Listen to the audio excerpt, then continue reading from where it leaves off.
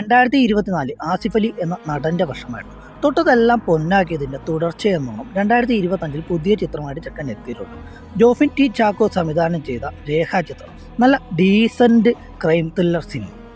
അതോട് കാതോരം എന്ന സിനിമയുടെ ഷൂട്ടിംഗ് സെറ്റിൽ നടക്കുന്ന ഒരു കൊലപാതകത്തിൻ്റെ ചുരുളഴിക്കുന്നതാണ് സിനിമയുടെ കഥ നമ്മൾ ഏകദേശം ഗസ് ചെയ്യാവുന്ന, കാരണം ആദ്യം തന്നെ വില്ലൻ ആരാണെന്നും എന്താണെന്നും ഒക്കെ കാണിക്കുന്നുള്ളതുകൊണ്ട് പടം നമുക്ക് ഏകദേശം ഗസ് ചെയ്യാൻ പറ്റും. എന്നിരുന്നാൽ കൂടിയും പടം നല്ല എൻഗേജിങ് ആയിട്ടാണ് കണക്ട് ചെയ്ത് പോകുന്നത്.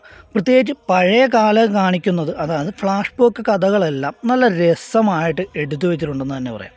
കണ്ടിരിക്കാൻ നല്ല ഓരോ ഷോട്ടും എല്ലാം നല്ല രസമായിട്ട് തന്നെ ചെയ്തിട്ടുണ്ട്. പ്രകടനങ്ങൾ എടുത്തു വെച്ച് നോക്കിയാൽ ആസിഫ് അലി തന്നെയാണ് മികച്ചിരിക്കുന്നത്. പുള്ളി ചുമ്മാ പൊള്ളിയായിട്ട് ചെയ്തിട്ടുണ്ട്. പിന്നെ അനശ്വര, ഈ അടുത്ത കാലങ്ങളിലൊക്കെ സ്ക്രിപ്റ്റ് സെലക്ട് ചെയ്യുന്ന രണ്ടുപേരും, അതായത് ആസിഫ് അലിയും അനശ്വരയും നല്ല രീതിക്ക് സെലക്ട് ചെയ്യുന്നുണ്ട്.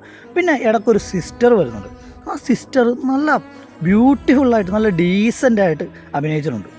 സംവിധായകൻ നല്ല കട്ടൊക്കെ പണിയെടുത്തിട്ടുണ്ട്. കാരണം പടം ഇങ്ങനെ കണക്ട് ചെയ്ത് വരുന്ന രീതിയെല്ലാം നമുക്ക് അടിപൊളിയായിട്ട് കണ്ടിരിക്കാം.